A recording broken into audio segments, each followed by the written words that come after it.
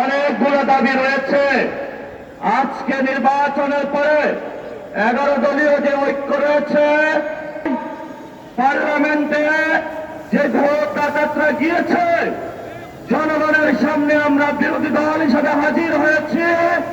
আমরা রাজপথে থাকব, কড়ায় গন্ডায় ইঞ্চি ইঞ্চি করে জনগণের উপরে যারা ভোটের ইঞ্জিনিয়ারিং করেছে, ভোট ডাকাতি করেছে, নতুন ভাবে জুলুম চাপিয়ে দেওয়ার চেষ্টা করছে, আমরা তাদের কাছ থেকে বুঝে নেব ইনশাআল্লাহ।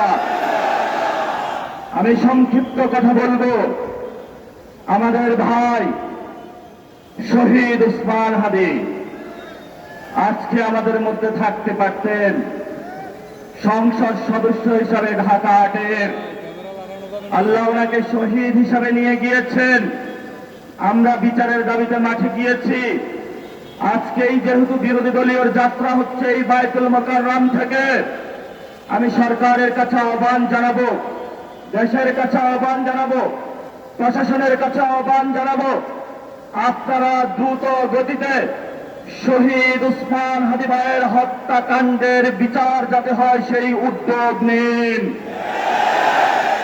আমাদেরকে এতদিন বলা হয়েছে বিচার এবং নির্বাচন মুখোমুখি দাঁড় করাবেন না। আমরা মরিয়া প্রমাণ করিলাম যে আমরা নির্বাচন বিরোধী নই। এখন সময় এসেছে শহীদ উসমান হাদি ভাইয়ের হত্যাকাণ্ডের বিচার করতে হবে। তৎকালীন সময়ে সংস্কারের নিয়ে বলা হয়েছিল, সংস্কার এবং নির্বাচন বিরোধী করার চেষ্টা চালানো হয়েছিল, ট্যাগ দেওয়া হয়েছিল, ওরা নির্বাচন চায় না। আমরা তোমাদের চোখে আঙ্গুল দিয়ে দেখিয়েছি আমরা বাংলাদেশে গণতন্ত্র চাই, তোমরা যা ভোট ডাকাতি করতে। এখন সময় এসেছে, কোন 9-6 চলবে না। সংস্কারে জনগণে যে হাবতে ম্যান্ডেট দিয়েছে দ্রুত বাস্তবায়ন করতে হবে। সাথে সাথে বাংলাদেশে সন্ত্রাস, চাঁদাবাজি, দখলদারিত্ব বন্ধ করার উদ্যোগ নিতে হবে। এবং নির্বাচনের আগে আমরা এই বায়তুল মোকাররমে দাঁড়িয়ে একটি প্রটেস্ট করেছিলাম। ভোট ডাকাতির জন্য আমাদের জামাত ইসলামের এক ভাইকে খুন করা হয়েছিল।